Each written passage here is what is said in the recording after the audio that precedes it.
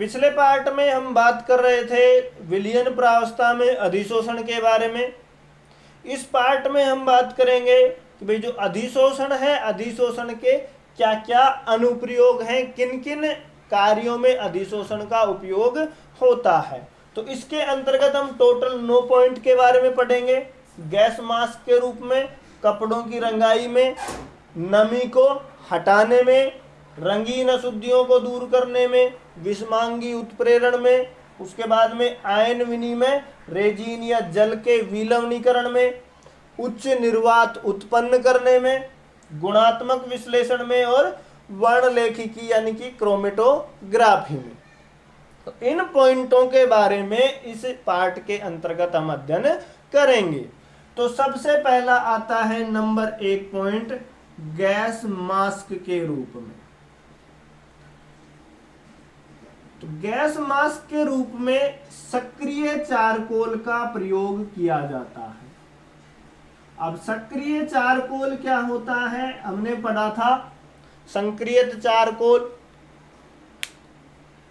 जो 7वां या जो हमारे पास में 6ठा पार्ट था उसके अंतर्गत पढ़ा था संक्रियत चारकोल, वही सक्रिय चारकोल है। दोबारा से फिर से याद दिला देता हूं कि भाई चारकोल है उसको निर्वात में अति तप्त भाप में गर्म करते हैं, तो उसके अंदर जो छोटी मोटी अशुद्धियां होती हैं जैसे नमी है, हाइड्रोकार्बन है, वो क्या हो जाते हैं, हट जाते हैं।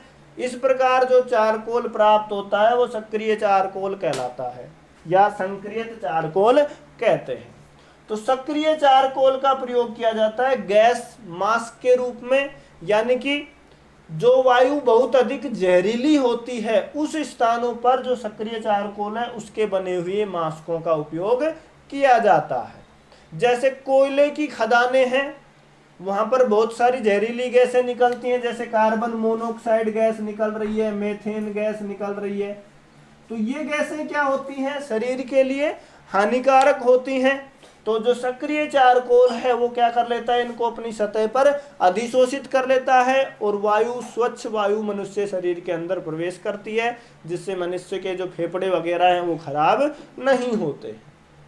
तो पहला प्रयोग समझ में आया होगा गैस मास्क के रूप में कि भाई जो सक्रिय चारकोल है इसका प्रयोग गैस मास्क के रूप में किया जाता है खानों वगैरह में, खदानों वगैरह में, कि ये जो जहरीली गैसें वगैरह होती हैं, छोटे मोटे कीटाणु वगैरह होते हैं, उनको रोकने का कार्य करता है। उसके बाद में मास्क के बारे में तो सब जानते हैं, मास्क आजकल खूब प्रचलन में है, कोरोना चल रहा है तो खूब प्रचलन में हो रहे हैं, तो उनमें भी चारकोल वगैरह या फिर आज वैसे तो महीन कपड़े का भी मास्क काम दे रहा है आजकल के टाइम पे, वो भी जो कोरोना वायरस है उसको रोकने में क्या है, सक्षम है। तो इसकी अगर हम बात करें, गैस मास्क का जो प्रयोग है वो समझ में आया होगा। दूसरी अगर हम बात करें कपड़ों की रंगाई के बारे में, तो नंबर 2 पॉइंट आता है हमारे पास में कपड़ों की रंगाई में।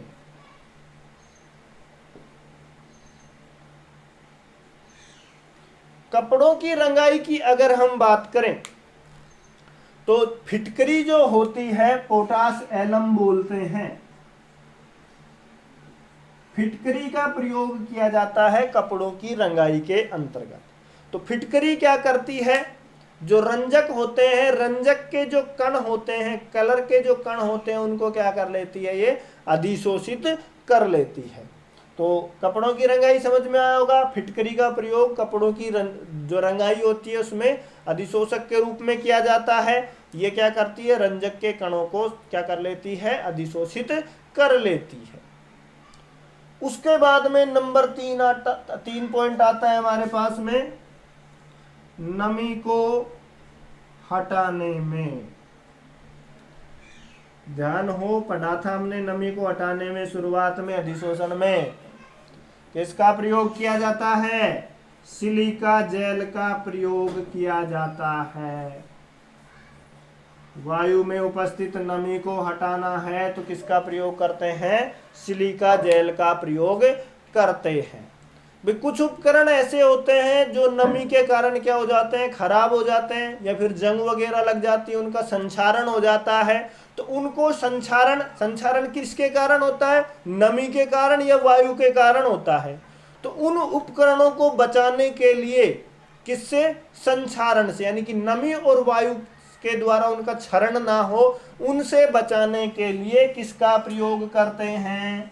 सिलिका जेल का प्रयोग करते हैं। सिलिका जेल क्या करती है कि भाई जो नमी वगैरह होती है उसको अधिशोषित कर लेती है। नए बर्तन वगैरह लेकर के आते उसमें देखते हैं प्लास्टिक वगैरह के छोटी पुड़िया सी निकलती है, वो किसकी होती है? सिलिका जेल की होती है। वो क्या करती है कि भाई जो नमी वगैरह के कण होते हैं उनको क्या कर लेती है? अपनी सतह पर अधिशोषित कर लेती है। और जो बर्तन वगैरह होता है, उपकरण जो भी है, उसको संक्षारण से क्या करती है? रोकती है। उसके बाद में नंबर 3 पॉइंट समझ में आया। चौथे पॉइंट की बात करते हैं रंगीन अशुद्धियों को दूर करने में। तो नंबर 4 पॉइंट आता है रंगीन अशुद्धियों को दूर करने में।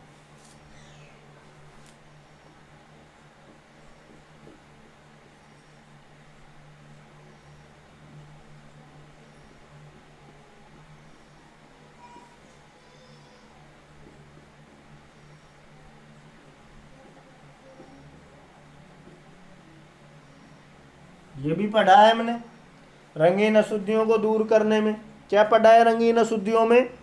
कि भाई शर्करा वगैरह है, खाद्य तेल होते हैं, वो क्या होते हैं? कलरफुल होते हैं, यानी कि कैसे होते हैं? रंगीन होते हैं। और उनको कलरलेस करने के लिए हम किसका प्रयोग करते हैं? जानतव्य चारकोल का प्रयोग करते हैं। पीछे पढ़ा था हमने कि भाई शर्करा का जो विलयन है उसको रंगहीन करने के लिए हम किसका प्रयोग करते हैं? जानतव्य चारकोल की परतों में से प्रवाहित करते हैं। अब ये जानतव्य चारकोल क्या करता है? शर्करा हो, चाहे खाद्य तेल हो, या फिर रंगीन खाद्य सामग्रियां वगैरह हैं, या कोई भी रंगीन पदार्थ है, उनमें जो रंजक होता है उस रंजक का अधिशोषण कर लेता है और जो प्रोडक्ट है हमें वो कलरलेस प्राप्त हो जाता है। तो ये भी किसका उपयोग है? अधिशोषण का उपयोग है। तो नंबर 4 पॉइंट भी समझ में आया होगा। रंगीन अशुद्धियों को दूर कैसे किया जाता है? रंगीन अशुद्धियों को दूर करने में जानतव्य चारकोल का प्रयोग किया जाता है। उसके बाद में नंबर 5 आता है हमारे पास में विषमांगी उत्प्रेरण में।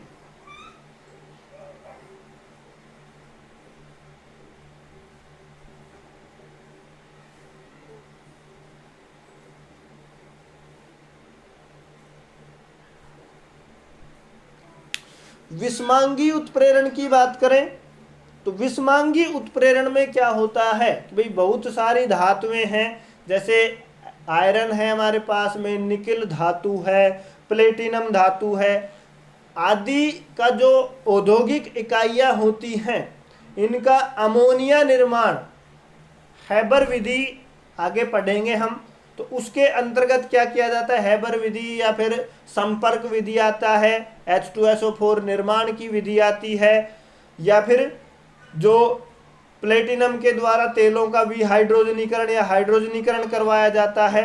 इनमें क्या किया जाता है? उत्प्रेरकों के रूप में क्या करते हैं? इनका उपयोग करते हैं, जो किसके सिद्धांत पर आधारित है? अधिशोषण के सिद्धांत पर आधारित है। तो विषमांगी उत्प्रेरण की बात करें, नंबर 5 पॉइंट आता है विषमांगी उत्प्रेरण में क्या है? आयरन है हमारे पास में, आयरन आता है, इसी तरीके से प्लेटिनम आता है, निकिल धातु आती है, और भी अनेक धातुएं आती हैं, पैलेडियम वगैरह आती हैं। इनका जो उपयोग है औद्योगिक निर्माण की जो इकाइयां होती हैं उनमें उत्प्रेरक के रूप में किया जाता है। जैसे अमोनिया का निर्माण करते हैं, हैबर विधि में किसका? आयरन का उपयोग करते हैं। इसी प्रकार संपर्क विधि है, संपर्क विधि में H2SO4 का निर्माण किया जाता है, प्लेटिनम वगैरह का उपयोग किया जाता है। इसी तरीके से तेलों का हाइड्रोजनीकरण कराया जाता है, तो तेलों के हाइड्रोजनीकरण में प्लेटिनम है या फिर निकिल धातु है, इनका उपयोग करते हैं। तो उनमें ये क्या करते हैं? अधिशोषक के रूप में कार्य करते हैं। तो यहाँ पर भी विषमांगी उत्प्रेरण है, विषमांगी उत्प्रेरण में भी अधिशोषण के सिद्धांत का क्या हो रहा है? उपयोग हो रहा है। उसके बाद में नेक्स्ट पॉइंट आता है हमारे पास में आयन विनिमय रेजिन या जल के विलवणीकरण में। तो नेक्स्ट पॉइंट आता है हमारे पास में कौन सा, छठा,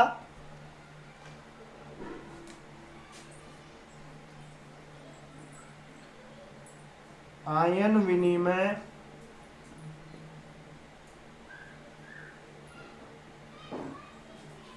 रेजिन या जल के विलवणीकरण में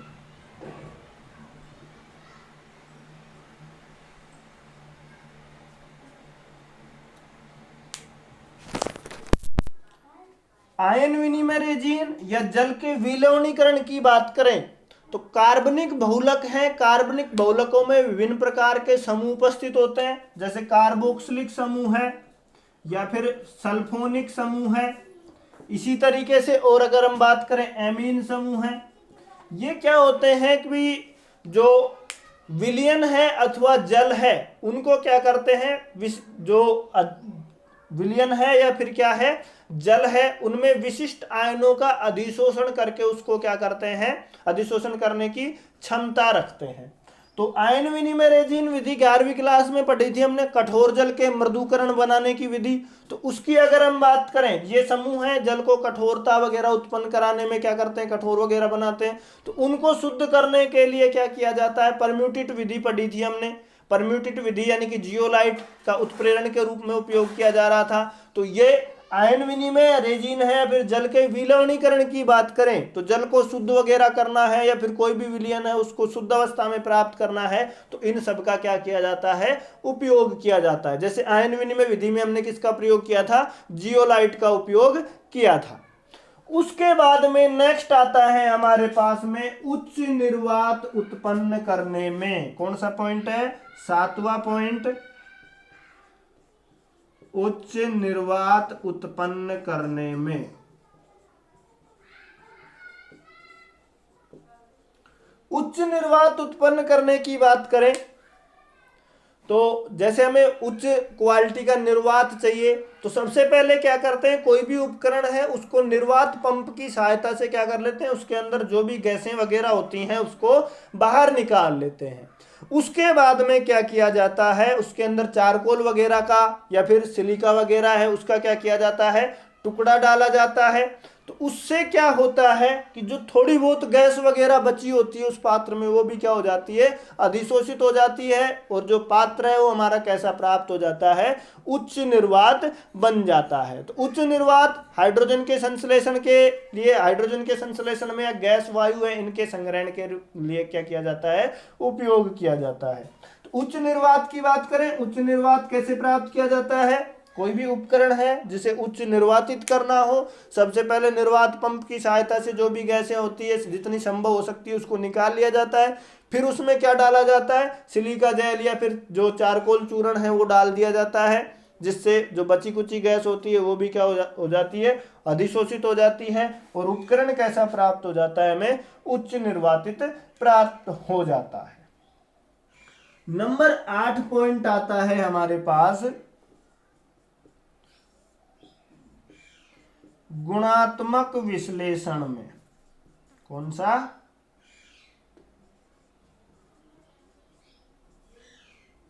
गुणात्मक विश्लेषण। तो गुणात्मक विश्लेषण की बात करें, एल्युमिनियम आयन है, इसका एक लेख परीक्षण किया जाता है। क्या किया जाता है, एल्युमिनियम आयन का लेख परीक्षण किया जाता है, जो अधिशोषण सिद्धांत पर ही क्या होता है, आधारित होता है। एल्युमिनियम हाइड्रोक्साइड है, इस विलयन से क्या किया जाता है, नीले लिटमस के रंग का अधिशोषण कर लेता है। एल्युमिनियम जो हाइड्रोक्साइड है, जो लिटमस होता है, यानी कि ये जो विलयन है ये क्या करता है, नीले लिटमस पत्र को, नीले लिटमस को क्या कर लेता है, नीले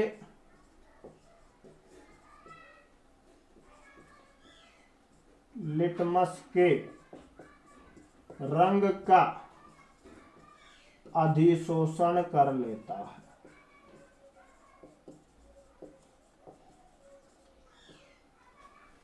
गुणात्मक विश्लेषण की बात कर रहे हैं। गुणात्मक विश्लेषण में क्या होता है, एल्युमिनियम आयनों का जो लेख परीक्षण होता है वो अधिशोषण सिद्धांत पर ही आधारित है। यानी कि एल्युमिनियम हाइड्रोक्साइड जो सॉल्यूशन है, ये नीले लिटमस पत्र का जो कलर होता है उसको क्या कर लेता है, अधिशोषित कर लेता है। तो ये था हमारे पास में गुणात्मक विश्लेषण। उसके बाद में नेक्स्ट आता है हमारे पास में, नेक्स्ट और लास्ट आता है वर्णलेखिकी यानी कि क्रोमेटोग्राफी। तो वर्णलेखिकी और क्रोमेटोग्राफी को हम पढ़ेंगे विस्तार से, जो हमारे पास में छठा पाठ आता है उसमें तत्वों के निष्कर्षण के सिद्धांत एवं उनके उपक्रम। लेकिन थोड़ा बहुत इस यहाँ पर भी जान लेते हैं कि वर्णलेखिकी क्या है, क्रोमेटोग्राफी क्या है। तो 9वां पॉइंट आता है वर्णलेखिकी। वर्णलेखिकी की अगर हम बात करें, वर्णलेखिकी क्या है कि भाई कोई भी आणविक मिश्रण है, उस आणविक मिश्रण में लगभग समान गुणों वाले अणुओं के अवयवों को पृथक करने वाली विधि है। यानी कि वर्णलेखिकी में क्या किया जाता है कि भाई लगभग समान गुणों वाले अणु हैं, उनमें से उनके अवयवों को क्या किया जाता है, अलग अलग किया जाता है। जैसे दो अणु हैं समान गुणों वाले हैं, उनको क्या करना है, अलग करना है, तो वो किसके अंतर्गत होता है, वर्णलेखिकी के अंतर्गत होता है।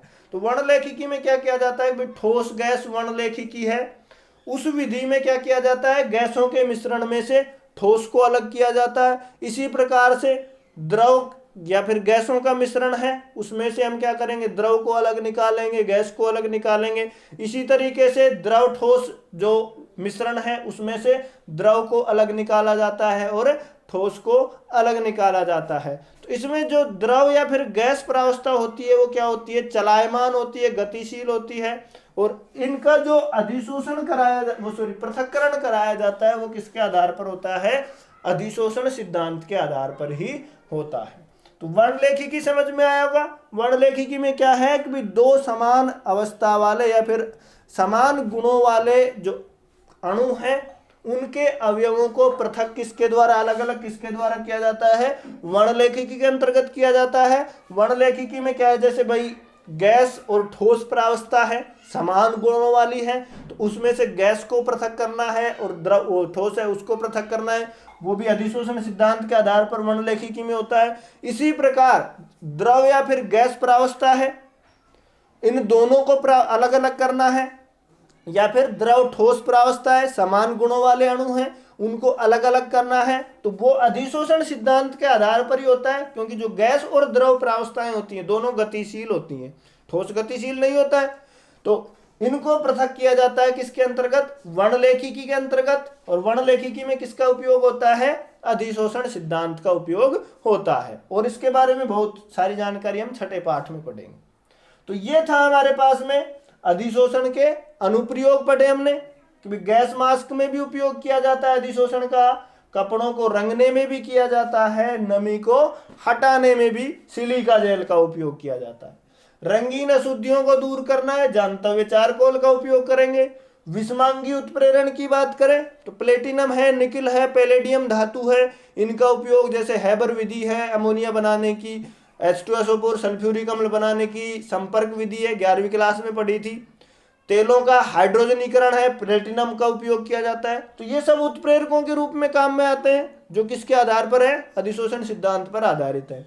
इसी तरीके से आयन विनिमय विधि है। आयन विनिमय विधि में क्या किया जाता है कि भाई कार्बनिक बहुलक हैं, कार्बनिक बहुलकों में जो समूह उपस्थित होते हैं, चाहे कार्बोक्सिलिक समूह हो या फिर सल्फोनिक समूह हो या फिर एमिनो समूह हो, ये क्या करते हैं, विलयन अथवा जल में से क्या करते हैं, विशिष्ट आयनों को अधिशोषण करने की क्षमता रखते हैं। तो जल वगैरह को शुद्धिकरण करना हो तो उसमें भी अधिशोषण सिद्धांत का उपयोग होता है।